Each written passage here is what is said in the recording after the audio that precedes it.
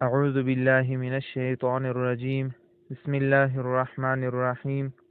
ام تريدون ان تسألوا رسولكم كما سئل موسى من قبل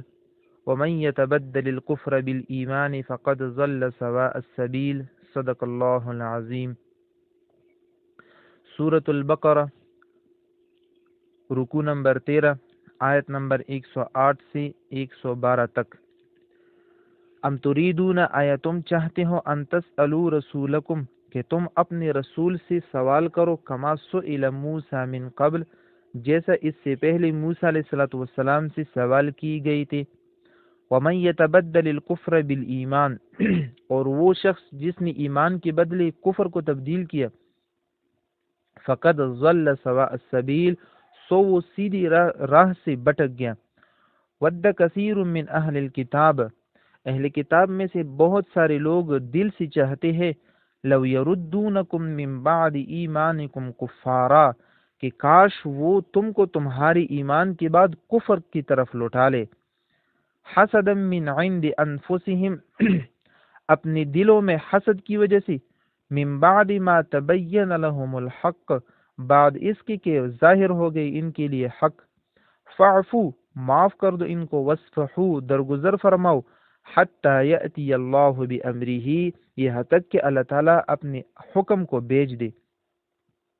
ان اللہ علی کل شیء قدیر، یقیناً اللہ تعالیٰ ہر چیز پر قادر ہے۔ وَأَقِیمُوا الصَّلَاةَ، نماز قائم کرو، وَآتُوا الزَّکَاةَ، زکوٰۃ دیتے رہو۔ وَمَا تُقَدِّمُوا لِأَنفُسِکُم مِّن خیر، وہ جو تم اپنے لیے بیچتے ہو، من خیر کوئی نیکی، تجدوہ عند اللہ، پالو گے اس کو اللہ تعالیٰ کی نیز، اللہ تعالیٰ کی ہاں اس کو پالو گے۔ ان اللہ بما تعملون بصیر، یقیناً اللہ تعالیٰ وہ کام جو تم کرتے ہو ان کو دیکھنے والا ہے۔ وقالو، اور یہ لوگ کہتے ہیں، لن يدخل الجنت، جنت میں ہرگز داخل نہ ہوں گے، الا من، مگر وہ، کان ہودن، جو یہودی ہے، او نصارا، یا نصارا ہے۔ تلک امانیہم، یہ ان کی آرزوئی ہے۔ قل ہاتوا برہانکم، آپ فرما دیجئے دلیل لاؤ، ان کنتم صادقین، اگر تم سچے ہو۔ بلا، ہاں، من، وہ شخص، اسلم وجہہ للہ، جو جھکائے اپنی ذات کو اللہ تعالیٰ کی فرمان برداری میں، وہو محسن، اور وہ محسن ہو، فلہ اجرہ، پس اس کے لیے اجر ہے، عند ربہ، اپنے رب کے پاس۔ ولا خوف علیہم، اس پر نہ خوف ہوگا، ولا هم یحزنون، اور نہ یہ لوگ رنجیدہ ہوں گے۔ اللہ تعالیٰ فرماتے ہیں، ام تریدون ان تسألوا رسولکم کما سئل موسیٰ من قبل، آیا تم بھی ایسا چاہتے ہو جیسا کہ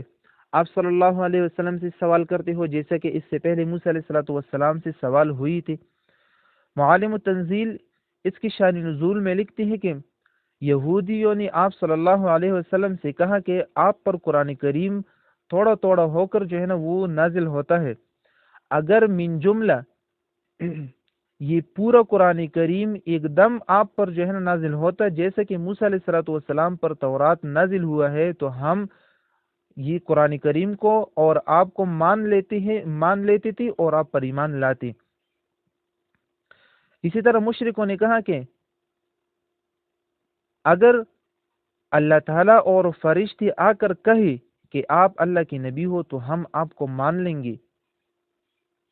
انہوں نے بھی ویسے بات کہہ ڈالی جیسا کہ یہودیوں نے کہا کہ حتی نر اللہ جہرتاً، ہم تو آپ پر ایمان نہیں لاتے جب تک کہ اللہ تعالیٰ کو ہم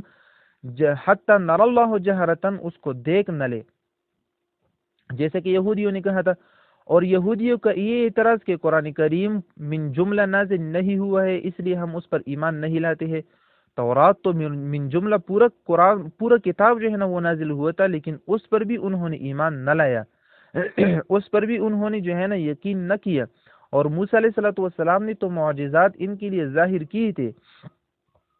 اور اسی طرح ان کو تکلیف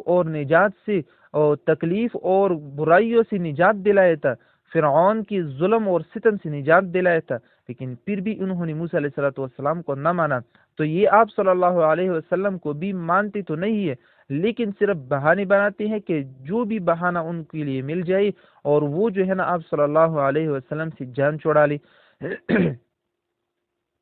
یہ لوگ اسی طرح ہے، بہانے بناتے ہیں، جیسا کہ پہلے بھی انہوں نے جو ہے نا ایسا کیا تھا کہ جب بھی یہ لوگ جو ہے نا موسیٰ علیہ الصلوۃ والسلام کو ان لوگوں نے کہا تھا کہ آپ ہمارے لیے ایک قانون بنا کر لائے، جب اللہ تعالیٰ نے قانون کو بھیجا تو انہوں نے انکار کیا۔ انہی لوگوں نے موسیٰ علیہ الصلوۃ والسلام کو کہا تھا کہ ہمارے کا قوم کے ساتھ جہاد کرنا ہے، آپ اللہ تعالیٰ سے اجازت لے لے۔ جب اللہ تعالیٰ نے اجازت دے دی تو فرمایا کہ تو ان لوگوں نے کہا کہ فَاذْهَبْ أَنْتَ وَرَبُّكَ فَقَاتِلَ إِنَّا هَاهُنَا قَاعِدُونَ، آپ جانے اور آپ کا رب جانے، ہم تو جو ہے نا یہاں بیٹھ گئے ہیں اور ہم تو جہاد نہیں کر سکتے ہیں۔ اسی طرح یہ لوگ بت پرستی کی خواہش مند تھے اور اسی طرح بچڑے کی عبادت کی، لیکن دین حق کو نہ مانا۔ اسی طرح جو مدینہ کی یہودی ہے یہ بھی اپنی آباء و اجداد کے نقش قدم پر چلتی ہوئی یہ بھی دین اسلام کو مانتی نہیں ہے، صرف بہانے بناتے ہیں کہ جو بھی بہانہ مل جائے کہ ہمارے دین اسلام سے جان چھوٹے۔ تو فرماتے ہیں وَمَن يَتَبَدَّلِ الْكُفْرَ بِالْإِيمَانِ فَقَدْ ضَلَّ سَوَاءَ السَّبِيلِ، جس نے ایمان کو کفر کے ساتھ تبدیل کیا، فقد ضل سواء السبیل، تو یہ سیدھی راہ سے بٹک گیا، سیدھے راستے سے یہ بٹک گیا۔ وَدَّ كَثِيرٌ مِّنْ أَهْلِ الْكِتَابِ لَوْ يَرُدُّونَكُم مِّن بَعْدِ إِيمَانِكُمْ كُفَّارًا، اہل کتاب میں سے بہت سے لوگوں کا یہ خواہش تھا جو خود بھی ایمان نہیں لاتے تھے اور جو ایمان لاتے تھے ان کے پاس بھی جا کے ان پر محنت کرتے کہ آپ ایمان نہ لاؤ، اور اسی طرح جو مومن تھے، سادہ لوح مسلمان تھے، ان پر بھی جو ہے نا ان کی کوشش تھی کہ وہ ایمان سے بٹک جائے اور کفر اختیار کرے، العیاذ باللہ۔ تو اللہ تعالیٰ فرماتے ہیں وَدَّ كَثِيرٌ مِّنْ أَهْلِ الْكِتَابِ، اہل کتاب میں سے بہت سارے لوگ چاہتے ہیں لو یردونکم من بعد ایمانکم کفارا، کہ وہ تم کو تمہاری ایمان کے بعد دوبارہ کفر کی طرف لوٹائے۔ یہ کیوں؟ حسدا من عند انفسکم، اپنے دلوں میں حسد کی وجہ سے، ان کے دلوں میں جو حسد کی مرض ہے اور ان کی دل جو بہت سے بری ہوئی ہے، اسی کی وجہ سے یہ آپ چاہتے ہیں کہ کوئی بھی آپ صلی اللہ علیہ وسلم پر ایمان نہ لائے، جیسے کہ یہ خود ایمان نہیں لاتے ہیں۔ حسد کی وجہ یہی تھی کہ آخری نبی بنی اسرائیل میں کیوں نہیں آیا اور بنو اسماعیل میں کیوں آیا ہے؟ من بعد ما تبین لهم الحق، حق ظاہر ہونے کے بعد بھی یہ لوگ حسد کرتے ہیں کیونکہ ان پر حق جو ہے نا واضح ہو گیا تھا کہ آخری نبی ہے، لیکن حسد کی وجہ سے ایمان نہ لاتے تھے۔ فاعفوا واصفحوا،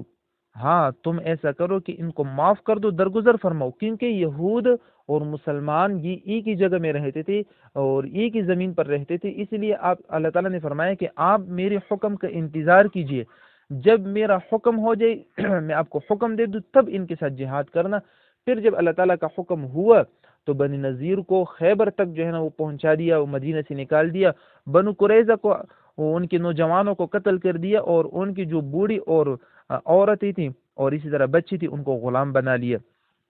تو فرماتے ہیں کہ جب تک آپ ان کے ساتھ موجود ہو، ایک ہی جگہ میں رہ رہے ہو، تو فاعفوا واصفحوا، آپ ان کو معاف کر دو، درگزر فرماؤ، حتی یأتی اللہ بامرہ، یہاں تک کہ اللہ تعالیٰ حکم اپنا بھیج دے۔ ان اللہ علی کل شیء قدیر، اللہ تعالیٰ ہر چیز پر قادر ہے۔ ان کے ساتھ جہاد بھی کرو، لیکن اپنے جو اعمال ہے ان سے بھی جو ہے نا وہ آپ نے روگردانی نہیں کرنی ہے، اپنے اعمال کو بھی جو ہے نا وہ ادا کرتے رہنا۔ اگلے آیت میں اللہ تعالیٰ اسی کا حکم دیتے ہیں کہ واقیم الصلاۃ، بدنی عبادت وہ نماز ہے، آپ نماز بھی قائم کرو، وآتوا الزکوٰۃ، اور مالی عبادت وہ زکوٰۃ ہے، آپ زکوٰۃ بھی دیتے رہو، وما تقدموا لانفسکم من خیر تجدوہ عند اللہ، آپ جو خیر کے کام کرتے ہو، آپ جو نیکی کرتے ہو، وہ اللہ تعالیٰ کی ہاں آپ پالو گے، وہ اللہ تعالیٰ کے لیے، وہ آپ کے لیے جو ہے نا اللہ تعالیٰ ان کے بدلے میں اجر دے گا۔ ان اللہ بما تعملون بصیر، یقیناً اللہ تعالیٰ وہ کام جو تم کرتے ہو ان کو دیکھنے والا ہے۔ وقالوا لن يدخل الجنة الا من كان هودا او نصارى، یہودیوں کے عقیدہ تھا کہ ہم جنت میں جائیں گے، نصارہ کہہ رہے تھے کہ ہم جنت میں جائیں گے، دونوں کے پاس کوئی دلیل نہیں تھا، باوجود یہ کہ یہ کفر بھی کرتے تھے۔ یہودیوں اور نصارہ نے، یہودیوں نے عیسیٰ علیہ الصلوۃ والسلام سے انکاری ہو کر کفر کیا، نصارہ نے عیسیٰ علیہ السلام کی دین کو بگاڑ کر کفر کیا، اور اسی طرح دونوں نے آپ صلی اللہ علیہ وسلم سے انکار کر کے کفر کیا، قرآن کریم پر عمل نہ کر کے کفر کیا، اللہ تعالیٰ کی اختیار پر اعتراض کر کے انہوں نے کفر کیا۔ اور اسی طرح یہود تو کہہ رہے تھے کہ نحن ابناء اللہ و احباؤ، ہم تو اللہ تعالیٰ کی اولاد ہے اور اللہ تعالیٰ کی محبوب ہے۔ اللہ تعالیٰ کے لیے اولاد کو ثابت کر کے یہود نے کفر کیا، اور اسی طرح انہوں نے کہا کہ عزیر ابن اللہ، عزیر اللہ تعالیٰ کے بیٹے ہے، عزیر کو اللہ تعالیٰ کے بیٹا کہہ کر انہوں نے کفر کیا۔ اور اسی طرح نصارہ نے کہا وقالت النصارى مسیح ابن اللہ، عیسائیوں نے عیسیٰ علیہ السلام کو اللہ تعالیٰ کا بیٹا کہہ کر جو ہے نا انہوں نے کفر کیا، باوجود کفر کی انہوں نے کہا کہ ہم تو جنت میں جائیں گے۔ اللہ تعالیٰ نے فرمایا کہ نہیں، یہ تو آپ کی آرزوئی ہے، تلک امانیہم، یہ تو آپ کی آرزوئی ہے۔ ہاں اگر آپ کے پاس اس پر کوئی ٹھوس دلیل ہو کہ ہم جو ہے نا جنت میں جائیں گے، جنت ہماری جاگیر ہے، تو لاؤ، قل ہاتوا برہانکم، آپ کوئی دلیل، کوئی حجت، کوئی سند پاس کر دو، کوئی سند لے آؤ، ہم ان کو دیکھ لیں، ان کون تم صادقین، اگر تم سچے ہو۔ نہیں ہے تمہارے پاس کوئی سند، آؤ اور میں آپ کو قانون بتاتا ہوں کہ جنت کن لوگ کی جاگیر ہے اور جنت میں کون لوگ جائیں گے۔ اللہ تعالیٰ فرماتے ہیں کہ وہ لوگ جو عقیدے کے اعتبار سے ٹھیک ہو، صحیح ہو، اور جو ایمان لائے اور اپنی ذات کو اللہ تعالیٰ کی فرمان برداری میں صرف کر دے، اپنے آپ کو اللہ تعالیٰ کی اتباع میں اپنے آپ کو حوالہ کر دے، اور اس طرح اللہ تعالیٰ کی اتباع کرے، یہی لوگ ہیں کہ جن کو اجر بھی ملے گا ان کی اعمال کا، اور ان کے لیے نعمتی بھی ہے، جنت بھی ہے، اور اللہ تعالیٰ کی وعدے بھی ہے۔ ان پر کوئی خوف اور حزن نہ ہوگا، کوئی غم نہ ہوگا، یہ کبھی بھی یہ لوگ رنجیدہ نہ ہوں گے۔ بلا ہاں، من وہ لوگ اسلم وجہہ للہ، جنہوں نے اتباع کیا اللہ تعالیٰ کی اور جنہوں نے فرمان برداری کی اللہ تعالیٰ کی۔ بھلا ہاں، من وہ شخص اسلم وجہہ، جس نے جھکایا اپنی ذات کو للہ اللہ تعالیٰ کی فرمان برداری میں، وہو محسن، اور وہ محسن تھا، یعنی حسن عقیدہ بھی ہے اور حسن اعمال کو بھی یہ آیت شامل ہے کہ اس کا عقیدہ بھی ٹھیک تھا اور اس کے اعمال بھی ٹھیک تھے۔ فلہ اجرہ عند ربہ، تو اس کے لیے اللہ تعالیٰ کی ہاں اجر ہے۔ ولا خوف علیہم، اس پر کوئی خوف نہ ہوگا، ولا هم يحزنون، اور اس پر کوئی حزن نہ ہوگا، کبھی بھی یہ لوگ رنجیدہ نہ ہوں گے۔ صدق اللہ العظیم۔